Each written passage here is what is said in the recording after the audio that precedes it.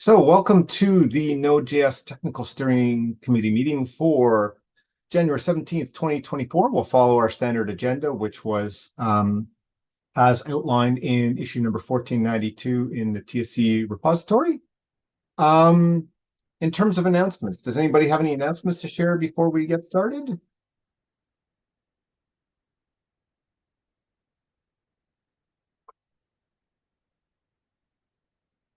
No announcements this week. Okay.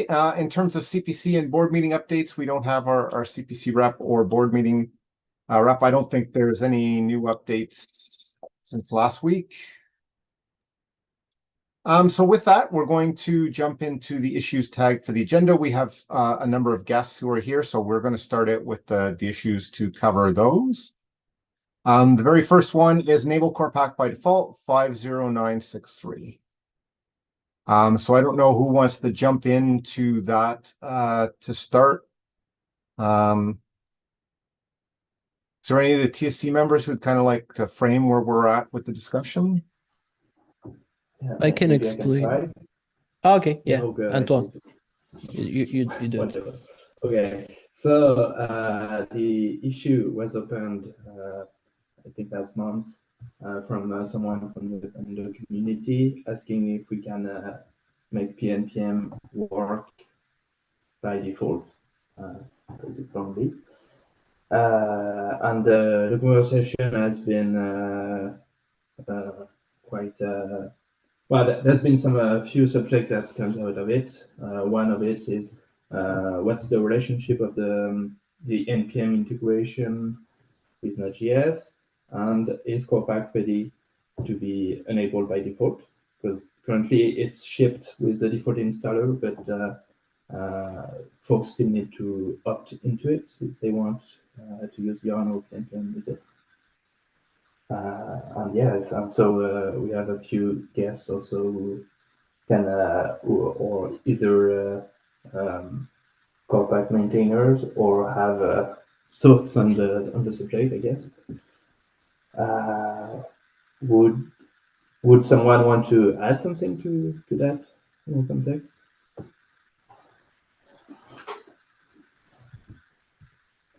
I think that's decent context. And then there was a number of people that a number of guests we invited. So maybe it's sort of to get people's pluses and minuses. See, Darcy already has a hand up, so maybe we can start with you, Darcy, and then go from there. Cool. Yeah, I just wanted to add the extra context that there was a lot of debate when this first landed as well back in 2020. I have a link actually to some of James Snell's feedback when this first landed, and actually there was a number of questions brought up by different people in the community. And as far as I was aware, there was a number of key questions that were going to be answered before we would unflag core pack, before it would essentially become a default. And to my knowledge, none of those questions have been answered. So I just want to raise that as extra context to at least how this got in as an experiment into Node Core. And then the assumption that I guess I had, and I think some other folks had in terms of the discussions that would be had before we would ever consider unflagging this. So just that's some extra context in terms of the discussion that was had back in 2020. My understanding from somebody that was sitting on the TSC at that time, who was also pushing forward. James isn't here to speak to that, but I think that a number of the questions that Tierney brought up in that original thread, I think are still valid today. And I don't think that we've got any closer to answering those questions, which is why I would consider that to be a blocker. I'm not on the TSC, but I would personally consider that a blocker to unflagging or moving forward with this until we have clear answers to those questions. Okay, thanks. That's some good context in terms of thanks for the reference to the issue with those questions. I don't know if somebody else wants to jump in. So as a package manager author for Yarn, one thing that I can say is that we have been using core pack for our users for a couple of years now. And it's definitely solved the problem that they had before in how can they ensure that they are using exactly the version of the package manager they intend to use. So from solving a need perspective, Corpac has really been successful there.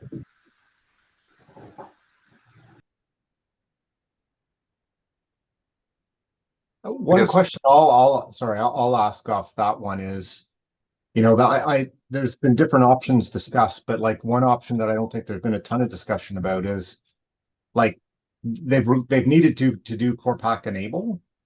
And in my mind, an option might be to say, well, like we're willing to make it stable, but we don't need to like remove the step to do that enablement just so that people actually opt in. Like how much of an impact does it actually have on that use case? It would be doable. It's definitely an option. However, one question that I would have then is, what's the point? What is the thing that we are trying to achieve by gating it behind Corpac enable? If the experience is simply better by not having to run this command, what is its purpose? I'll answer my opinion on that, and then I'll move on to the people with their hands on. Like from my perspective, it's a little bit of a worry to have things that automatically install software in your system. And so to actually have some sort of acknowledgement that you like, I'm opting in to having things automatically downloaded and installed for me behind the scenes as a maintainer in the node.js project makes me feel like we've at least made sure people don't like accidentally have stuff installed because they didn't know and they just said, oh yeah, I typed yarn and it worked and I thought it was part of my system or something. So that little extra step, I think, is it makes it so that you hopefully understand what you're opting into versus it just happening by match. We didn't get so far the feedback that people were surprised by the behavior of Corpac, at least for Yarn users. But I think that's they've opted into, like, anybody who turned it on knew what they were asking for, right? Versus without the opt-in, somebody could just type yarn and it will install stuff for them, right? They've installed Node, now they type yarn and it installs yarn for them and they don't realize that that's happening because they didn't have to do anything. Yes, although running one command at one point means that you may forget that you ever run this command before later on. And in fact, even people running Corpac enable are not necessarily aware that a request will be made somewhere. We are not currently printing a message when we are running Corpac enable. So I'm not saying it's perfect, but I'm kind of like, it's better than, it's at least some due diligence versus none. So you might be arguing for us to say, well, we should have a bigger message that says when you run Corpac enable, warning, this may install software behind, you know. So anyway, I want to let other people have their hands. So Darcy, you have your hand up. Yeah, just because I want to be less anecdotal, and I know that there's some registry traffic numbers shared by Miles, who I don't know if he was able to join this call. Actually want to just share an image with everybody. Actually, I have a spreadsheet in terms of data about usage of the package managers over time. This might help to also provide context. I get an error when I click on that link. Oh, right. It's sec. They logged it to GitHub by any chance? Matteo is trying to join. Okay, sorry, I will promote him.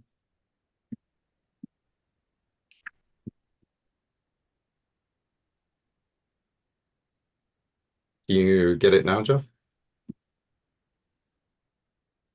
Awesome. So I just wanted to be mindful that this is some data that shows the market share over time, at least in terms of the registry traffic. So when we're providing context about whether users are able to have a better experience or they're using one package manager more than another, I think that this provides a lot of value in terms of market share dynamics over time. And especially when we talk about like the ultimate goal of Corpac driving home, hopefully a more even playing field for package managers, you can actually see that like there was at one point almost a 50-50 market share. So the existing legacy implementation and tooling that we have today isn't really, I think, this is, I think, an undertone of this entire conversation, but I would say that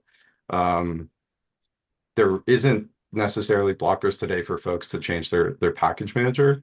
And so I just want to be mindful that as other package managers have changed their method for distribution and being consumed, it actually looks like it may have hurt their usage over time. Yeah, this is just pure data that we have here, and I just want to bring this up because I think it's important in terms of the context of being anecdotal about whether or not users are having a better or worse time. This is actual real data and real usage information coming from the NPM registry. Yeah. Stephen has his hand up next. Yeah, I guess to address that point, I think this data tells us that people are using different package managers, and that's great. I don't think the value of Corpac is to enable people to use different package managers. I think that problem is solved. One of the problems that Corpac is solving is a new contributor to a project and being able to get off the ground running using a package manager maybe they never used before. And so I don't think this data really captures that particular problem. And I think Corpac really does solve that problem. And I do want to address the other question mentioned earlier, which is why should we enable Corpac by default? And there's it seems like just running Corpac enable should be really easy for new users. And in fact, by not making a default, there is a lot more friction here. So for example, at Vercel, because Corpac is experimental and it's not enabled by default, we don't have it enabled by default for Vercel deployments. You have to opt in, and we often have to tell our customers that this thing exists because they don't even know it exists. And they say, how do I get different versions of PNPM? How do I get different versions of Yarn? And so they have to be made aware of it because it's not default behavior. And similarly with GitHub Actions, there's been several open PRs, and the team is saying they won't even accept the PR because this is not like default behavior, and it's been blocked for quite a while, and it causes problems because GitHub, the action tries to download the cache before, so you have this kind of chicken and egg problem with like, where do you run Corpac enable? And the last one that enabling by default solves is, I see this quite a bit, is users who install PNPM or Yarn. You go to the install page and there's about 20 different ways to install it. You can install with brew, you can install with npm, you can install with the bash script, you can install with any way. And then you go to upgrade, and maybe it's been a year since you've used that package manager, and then another project saying, hey, you need to use PNPM, and you're like, okay, how do I, now suddenly that lock file doesn't match. You go to upgrade, it doesn't work. And it's because, the order of the path matters. So Corpac solves all of those because it's the canonical way to sort of install a package manager. And if it's enabled by default in Node, I think it's going to make a really big impact on user experience because it'll just work. And I think in many ways, the value is the people who don't even know they're using it are using it all of a sudden because you take away this step and this friction of running Corpac enable. Yeah, I'll let Claudio talk, although I think don't even know they're using this would be part of my concern. So Claudio, your hand's up. Yeah, thank you. It might be a very poor example, but I think it comes also to a very similar example of why users use Chrome or Internet Explorer by default, or why someone will use Google as a search engine by default and not other search engines. It's not just about the value that, of course, Yarn and PNPM have their own individual values. And if someone wants to use them, it's because of those individual values that they bring. But it's also, by only giving NPM as a default option and creating, let's say, sort of churn paths that require, on CI or local development or etc. for you to install Yarn and PNPM and then keeping them up to date. And then it's confusing. And then when should I use it and how should I use it? A lot of people just keep giving up because of the complexity, because it's not default, not necessarily because they want to use it or not. And if it's about, in my humble opinion, about adding a piece of software that people are not aware of, I think it could go to the lengths that it's not installed by default, but it has a symlink. So the moment that you actually try to invoke, Yarn on PNPM, then Node in Webpack enables it, right? Because it knows, okay, that's pretty much the consent of someone trying to use it. I don't know. I mean, there are many paths, but just personal opinion. I feel that I would probably be more inclined adopting those package managers if it was enabled by default. And I also feel that the data, but that's a personal opinion, of course, would probably be a little bit different, if those were also enabled by default. Because a lot of people, they just want to use the default. They don't want to go to the board and installing something else, as much as amazing that something else is. Yeah, that's what I have to say. Yeah. Darcy has a hand up. Yeah, so to the point about solving problems, like Corpac is only going to be aware of the package managers it essentially defines today. And so adding any net new package manager coming out in the ecosystem in the future must essentially get themselves distributed or added to this list in the future, meaning that we have to ship new, and you have to essentially upgrade your version of Node to get a sense of, or to even learn about new package managers anyway. So I don't think that I don't know who cited it, but the fact that this is solving a problem of creating opportunities for package managers, I think that this is locking in the existing, I sort of, the analogy I have here is sort of regulatory capture. And so it's locking in, the existing package managers. And again, going back to what I think is the data, it's been shown that, people have been able to easily upgrade or change their package manager at will historically, and to the extent that it became almost 50-50 within the market at some point. So I don't think that the existing tooling is preventing people from being able to navigate multiple package managers. Yeah, I guess has his hand up next. Thank you, Michael. So I have to drop it in 4 minutes, but before I do, I wanted to ask and mention a couple of things. One of them is that I disagree with the lock-in statement because we are already locked into a single package manager right now, and not enabling the same level of competitive awareness and competitive advantage to all package managers is a concern that I wanted to raise that no one mentioned up until now. For example, we've seen this data about the usage, but we don't know how that usage will affect if all of the package managers are on the same level, meaning that if they're all shipped with Node.js at the same time. So then we wouldn't have this conversation and we would have something else. So the alternative from my side, the alternative to Corpac enabling by default is to include all of those package managers by default to Node.js binary, which by the definition makes the same argument that Darcy is making, which means that we are becoming the organization that defines and locks in what comes in and what goes. And I think that's better than not having an alternative, or that's better than installing Yarn or PNPM by npm client, because right now we have only one. And in order to use any other package managers, we need to install it through npm or a curl script.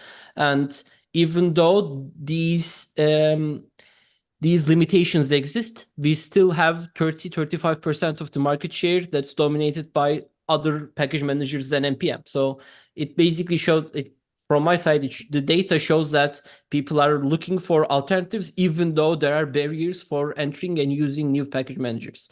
So if Corpag Enable is going to resolve it, then I would go for it. If it's not resolving it, then this is another discussion. Then we should add Yarn and PNPM or whatever the next package manager is to the Node.js binary to have the same exact level of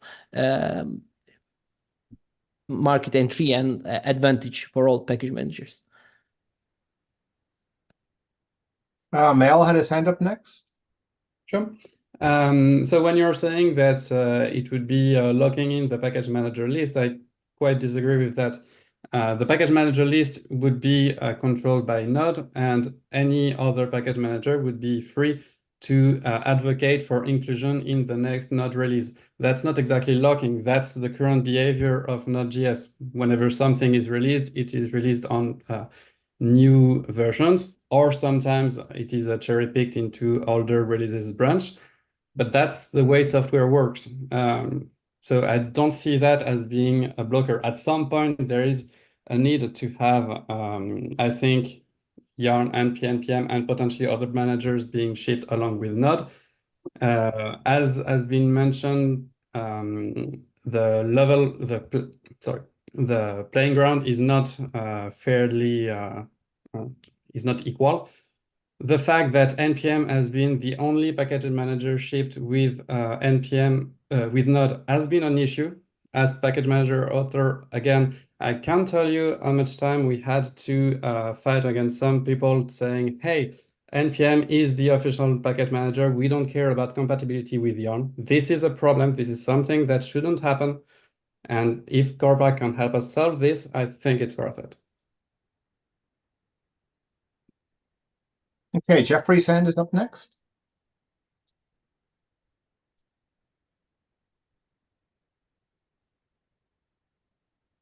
Sorry, I guess Jeffrey put his hand down. Darcy, you're up next. Sorry, I forgot to unmute. Okay, sorry, Jeffrey, go ahead. I was gonna say my concern is that we ship essentially both NPM and Corpag, and NPM is like according to Miles taking a firm stand against being included in Corpag. So to me, that seems like, well, once users start using it, if they're aware they're using Corpag, they're going to be like, hey, why doesn't NPM work with Corpag? Make it work. And we have to have an answer for that because we ship both products. We at least have to document that, like, no, NPM doesn't, or something to that effect. I wonder if, even if NPM doesn't want to be enabled through Corpag, maybe like there's the version manager aspect of Corpag, and then there's also the like, oh, you're using the wrong package manager aspect, where like if you try to use PNPM in a Yarn project, it throws an error, right? So I wonder if that's something that maybe could be just added to NPM core directly, like without being part of Corpag. When NPM gets run and it reads the package.json, if it finds the package manager field and it says one of the other ones, NPM just spits out the same error that Corpag would and stops. And then at least it appears to users to be compatible, or like all the package managers are supporting it in some sense. And the docs can say, NPM will respect the package manager field. NPM does not wish to be version managed in the sense that like you can't define NPM at specific version number in package manager, but it'll like, respect when other package managers are supposed to be used. Maybe if we allow package manager :npm with no version number, NPM would like allow itself to use for that. But anyway, I feel like this needs to be sorted out before we enable this by default, so that we don't start getting all these like user requests or people reporting bugs and things of that nature.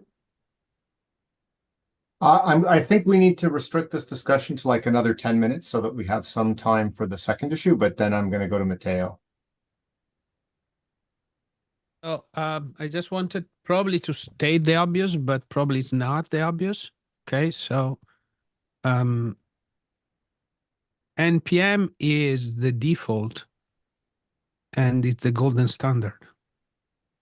So it's even if it ships, if Node.js ships with multiple NPM clients, NPM is the standard because it's the official client maintained by the people that maintains the registry. Therefore, their behavior is the behavior.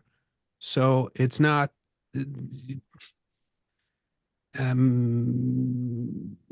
It's saying differently. It's not going to change that. Okay. So it's even if we ship multiple clients, even if we do anything, the NPM team maintains the client and the registry. There is no more or less formal specification of it. I'm saying more or less. There's been some stuff in the times, but generically, it's the golden implementation. So I don't know. Okay, I'm just maybe I'm stating the obvious, but it's and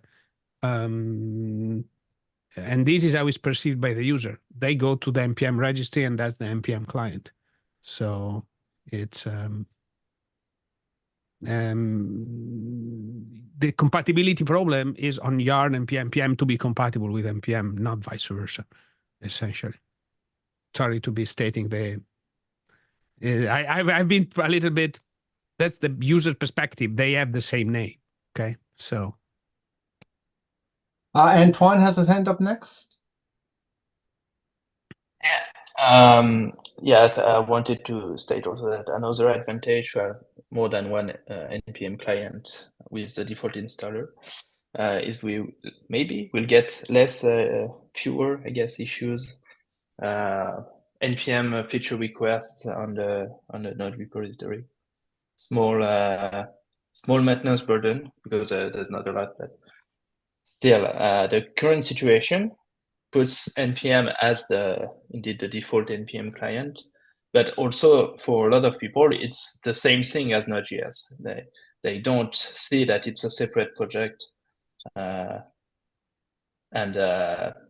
yeah, I agree that it's not a level playground, and I think the situation is unfair. That's why also we added Corpac and started developing it in Node.js is to be able to provide a fairer alternative. Yeah, make sense. I see Darcy has his hand up next. Yeah, so there's a couple of different things that I just want to speak to. One, Matteo's statement I think is accurate and correct.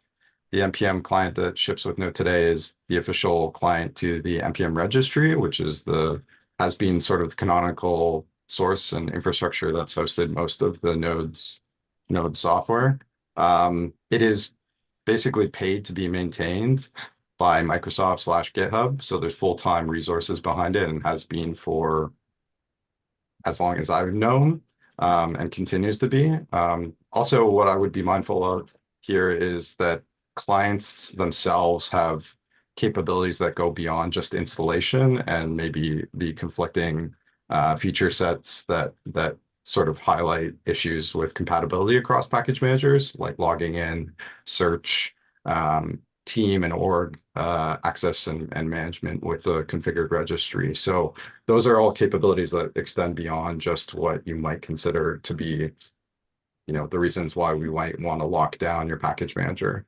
On another note, just quickly for folks' information, NPM does self-regulate in this space. I know Jeffrey brought up the fact that maybe we could get each package manager to implement Corpac type capabilities.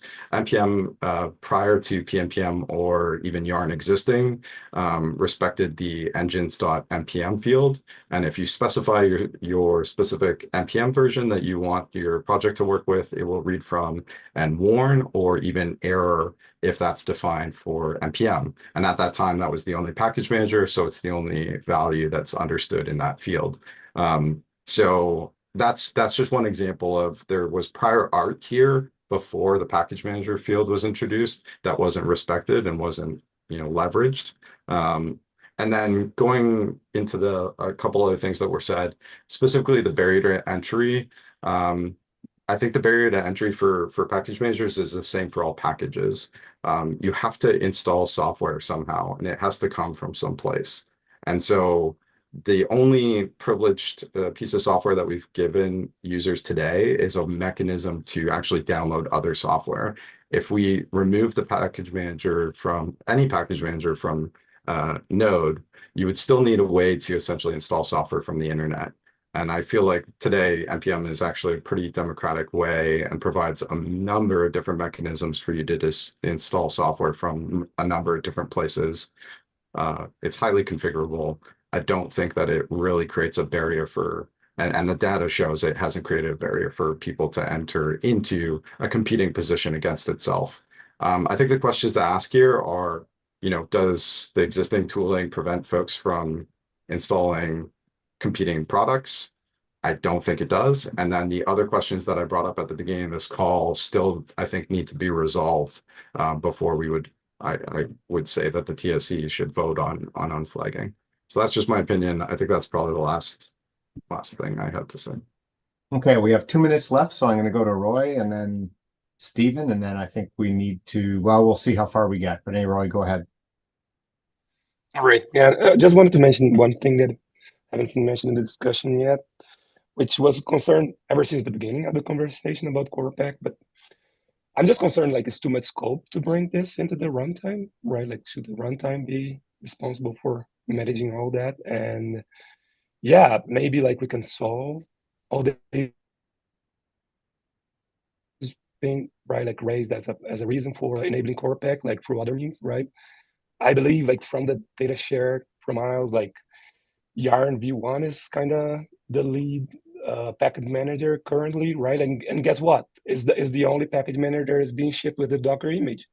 So maybe adding the different package managers to Docker, having like maybe other tools like NVM, Volta, like kind of taking care, or maybe even integrating Corpac altogether, right? Like might be a better way than rather than like shipping this straight into the runtime, right? Like maybe the runtime, right? Like some would argue, like maybe npm should never be started being shipped with it, right? Like so, just want to make sure to bring also that point to the conversation. Okay, we got 1 minute left, so I'll skip my turn and go to Stephen.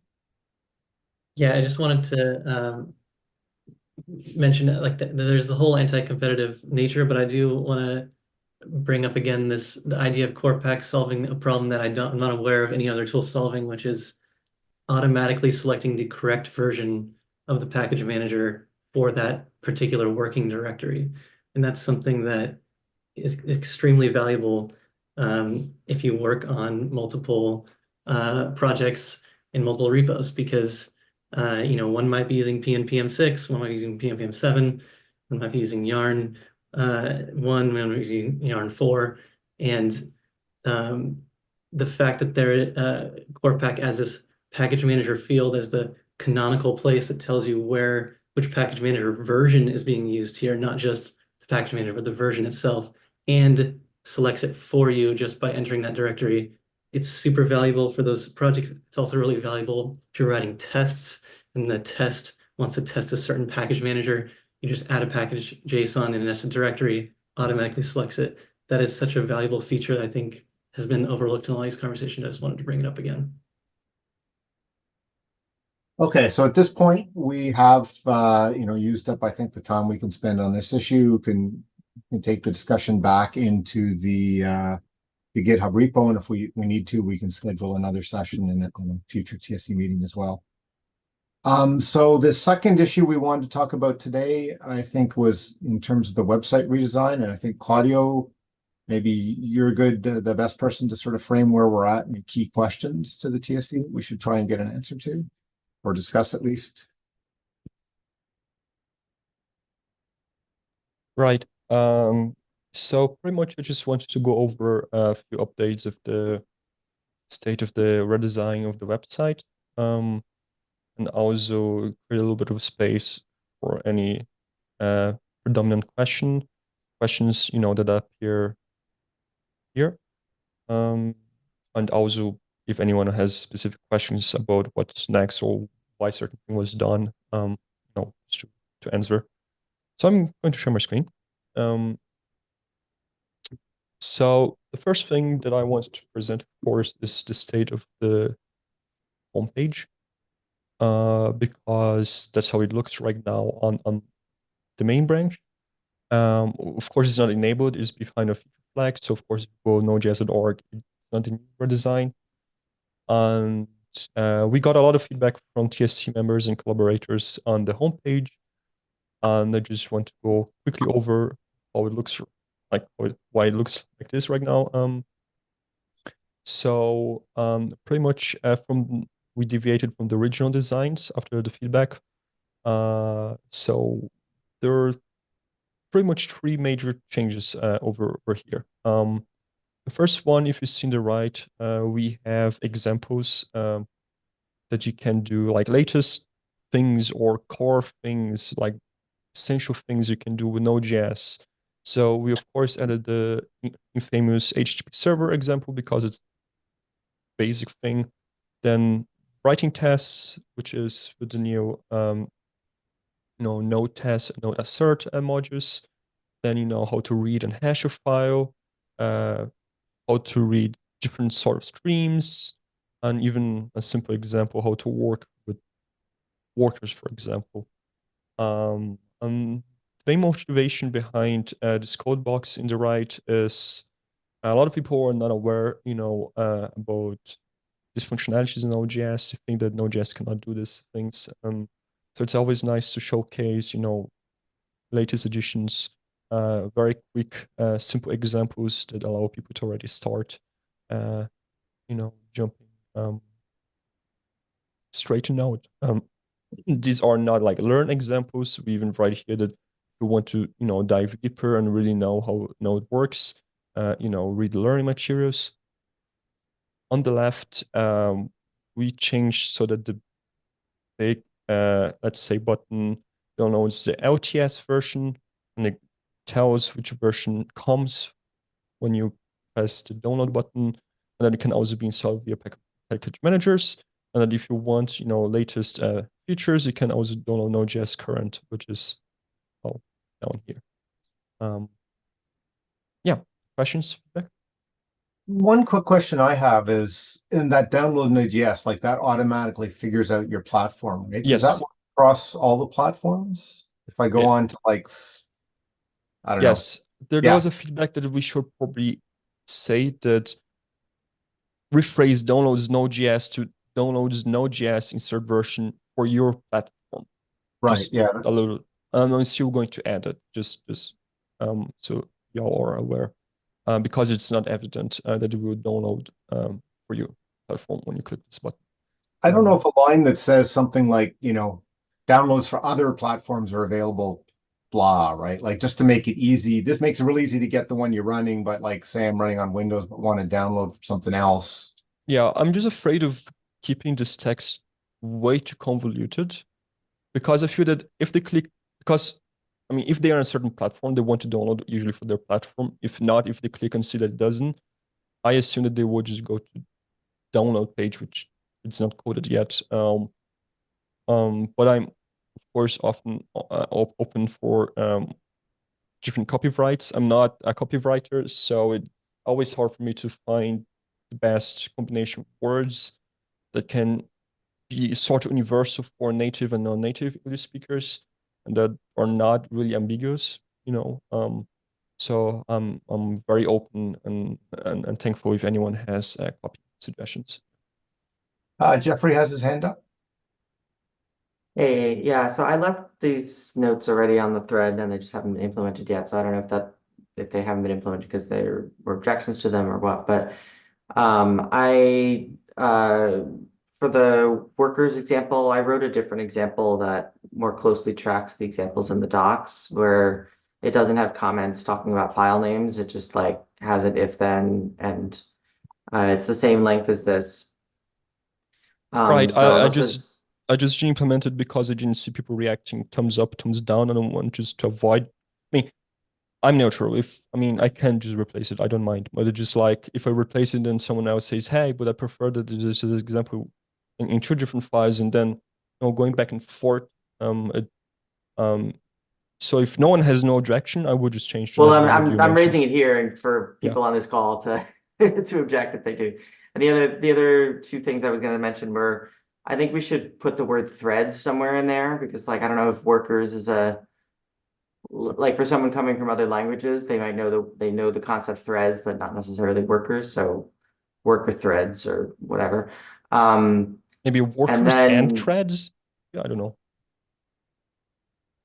Use Was it- threads, I don't know, multi-thread Use- code, I don't know. Whatever people think, but just to put the word threads in the title somewhere. And then this is something that maybe we should do a longer discussion about, but that little paragraph on the left that says node.js is a free open source cross-platform. That's kind of like our mission statement in a sense, and I feel like it should mention, if we're going to mention use cases, they should be like the very top use cases, right? So like, let's developers write command line tools and server-side scripts. I don't feel like our top use case is a command line tool. It's like a server probably. So, there were some comments on the thread too of like what some alternatives could be for that. That's maybe a discussion more for like to be banged out on Slack or somewhere, but I do think this should change. As to what it should change to, we should hammer that out as a group. So those are my notes. I guess one thing, is this exactly what we have now? On the left, no. Yeah, It's like that's new text. Okay, I was just wondering if like we already The have that. current one is just Node.js is an open source cross-platform JavaScript runtime environment, period. Okay. Because if it was the same, I was going to say like we might make that be its own discussion, but if it's actually changing, then yeah, it's got to be part I of mean, this. you could just put it back to what the current one is and then, ship the new design and then we change it later, but Yeah, but are there objections for the new one? I just think that is more descriptive. yeah, I object to it prioritizing command line tools as the top thing that Node does. Yes, that's an objection. Oh, sure, that part we can change. It just the main intent behind the change of the current way how present what Node is, like the first heading, is that it doesn't really tell what Node is. It's JavaScript runtime, but a lot of you have no freaking idea what a JavaScript runtime is. People think that Node is a language, or Node is this, or No, Node I is think it's a good A. idea to include examples for sure. I just think they should be like the primary use cases as the examples. That's all. I think the only suggestion was you might detach that from the redesign if you want to. Right? Like you could leave it as what it used to be, ship the redesign, and then have a long bike shed. Or you we can have the put chat bike shed here, anytime. right? So, Yeah, we can have the chat anytime because this website is not going to be shipped like in the following weeks. So yeah, it's there's no point rush to. then. Yeah, I understand that there's an objection, and if it comes to the point that we're about to release this and the state of this text to this, I will revert it to what is currently. But in the meantime, I will rather have us talking about it and reaching consensus. So I can just make one PR that updates it, rather than remove, then put another one, if that makes sense. But if we reach the situation that we don't have a new text and we're about to ship, I will change it back. Rest assured. Yeah. So I think one of the things that we can write in the issue is, hey, let's come up with iterations of this paragraph that makes everyone happy. Yeah. Or as happy as possible. Yeah. So another thing that is introduced not really introduced, we already added the content in the old website, but we are still iterating it over. It will only actually look like how we want it to look once the redesign comes, is the new learn section. Right now, we are still migrating a few of the outdated Node.js guides into the new learn material. We have a bunch of issues open for that. And we're applying to Google Season of Docs through the foundation to have a technical writer to, let's say, prove it both technically, technical in a more copyright sense, and also check the grammar and also rephrase things, but also work closely with the collaborators that own each one of these teams or etc. to ensure that this is up to date technically. But we don't know about that. So I mean, the expectation is that we're going, just to be fair, that we're going to release this website like mid of this year, and mostly because we want to ensure that all the content is really good, so that we can release everything in one big splash. Yeah. But that's how the learn page looks like. Here you have also breadcrumbs that allow you to navigate to different sections. Here you can see next and previous navigate to content, and it's also very mobile friendly if you have it mobile. But oh wait, it's a big just yeah, just iPhone. So main content and then all the other stuff below. It's also following out the accessibility standards, like the accessibility score of each one of those pages is 100 from Google Lighthouse. So take it with a grain of salt. And we have the about pages, which already have the get involved and about pages that we have today, just with the similar layout as the learn pages. Then we have the guides that are going to be migrated to learn content, and then eventually this section of the page is going to be moved. And then lastly, we have blog. This is the new redesigned blog where you see everything latest stuff. Then you have announcements, releases, vulnerabilities. Yeah, and when you click on a blog post, that's how it looks like. And allows you to also navigate to previous next from that category. Yeah, download designs are still not there, and I think that for that we will have a separate meeting, because I'm quite sure that the download is the most critical part, and that we will have a lot of stuff to talk about. So yeah, pretty excited, and of course, if anyone has anything else to say, please say so. Before that, we also adding a search bar here on top. We haven't implemented it yet, but we are implementing it. We technically decided to use Orama Search, which is open source. And the company behind Orama Search also said it would give us a unlimited plan forever, whatever, if you want to use their premium features or whatever. But yeah, and pretty much that's it. And also, we have a light team. Yeah. If you're curious about running this locally, you can redirect me on the repository. You just clone, and then there's one command that switches from the legacy website to the new website seamlessly. So yeah, that's it. I don't see anybody's hand up, so I'll ask a quick question. Just off the top, is there anything in the new website that isn't, like, is there anything missing or not? I don't know if you say missing, but like, is there anything that we chose not to include in the new one that was in the old? No, as far as I know, not content-wise. No, I mean, of course, if you don't consider this as content changes, which kind of are, but in the overall sense, outdoor pages, they have the exact same content. It's just the structure and layouts are different. Download, of course, and home pages are exceptions, just because the content is technically also part of the layout, right? In a certain sense, because they're significantly different pages. So the content that you see here is different from what you have in the legacy website. And the same applies for the downloads section. But like any typically linked things will still end up with an equivalent. Oh yeah, everything. So we don't want to introduce any breaking change. So any old link showed and must work. Even though, for example, the blog, we have a new pagination system, which is not year-based.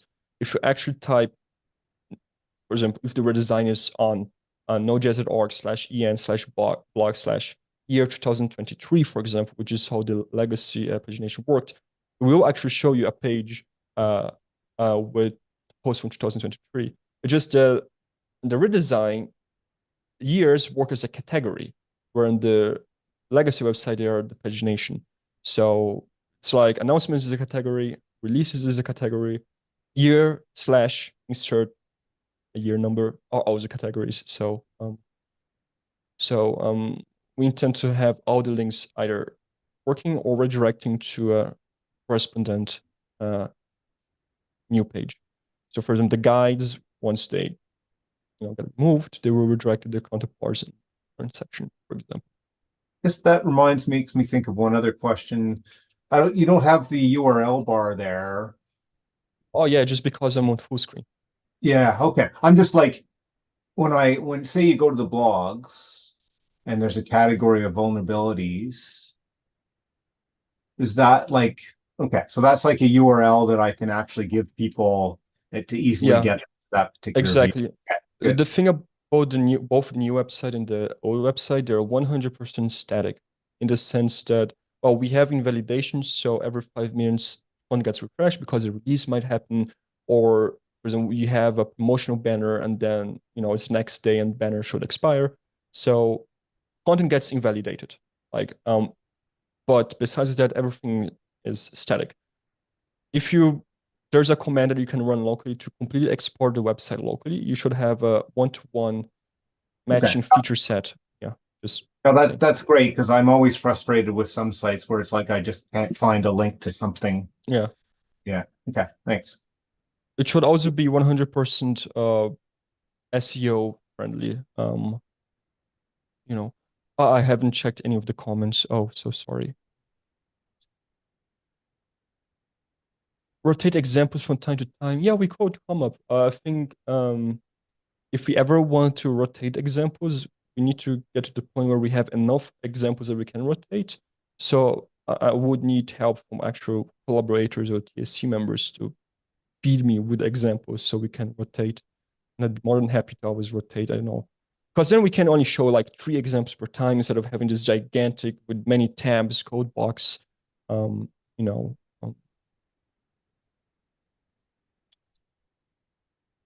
Live, no, but you can run it locally. I was thinking doing it. So since you're from Vercel, let me make a question because certain docs and have no idea.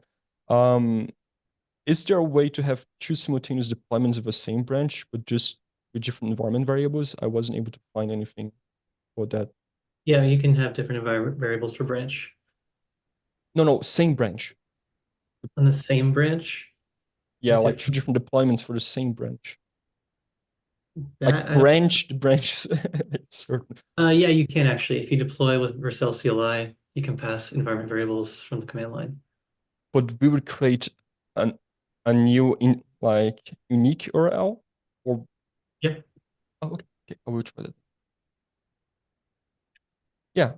So once I have an URL, I will just post in the issue like something permanent, and try to keep it updated every time that we make a new commit to main. Yeah. Okay, well, we are at time. And I don't see anybody else's hands up, so maybe we can close out for today. Thank you very much for that update. And obviously, if you're interested or have any other questions, there's an issue, I'm sure. The issue that was tagged, you can jump in and ask questions there. And if there's any other, there's any big topic, Claudio, just ask to get us back on the agenda, and we'll do that. Definitely. Once we start iterating on the downloads page, I will definitely require more input because that's a page that needs a lot of iteration. Sounds good. Thank you, Michael, and thank you all for having me here. Okay, well, thanks for everybody's time, and thanks for everybody who was watching on the live stream. We'll see everybody.